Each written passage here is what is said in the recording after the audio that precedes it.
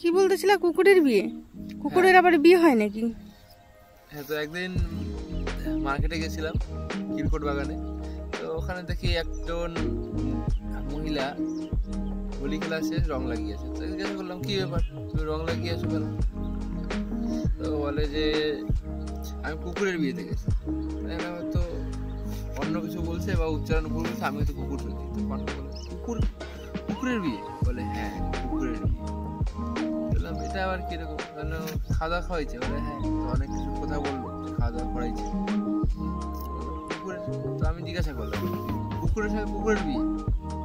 ওটা আবার ধুমধাম করে লাগাচ্ছে। বলে না, কুকুরের সঙ্গে কুকুরের বিয়ে না, এটা হচ্ছে আমাদের একটা নিয়ম যে যখন নতুন বাচ্চা হবে, নতুন দাঁত গজাবে, কুকুরের দাঁত যখন গজাবে, তখন সেই বাচ্চাটাকে আমরা কুকুরের সঙ্গে বিয়ে দিই। যদি মেয়ে বাচ্চা হয় তাহলে ছেলে কুকুরের সঙ্গে বিয়ে দিবে, আর যদি ছেলে বাচ্চা হয় মেয়ে কুকুরের সঙ্গে বিয়ে দিবে দাঁত গজানোর সময়। তারপরে সেই বিয়ের পরে ওই কুকুরটাকে ছেড়ে দিবে, নাহলে নাকি ওদের সমস্যা হয়। তাই তাদের এই রীতি প্রচলিত আছে।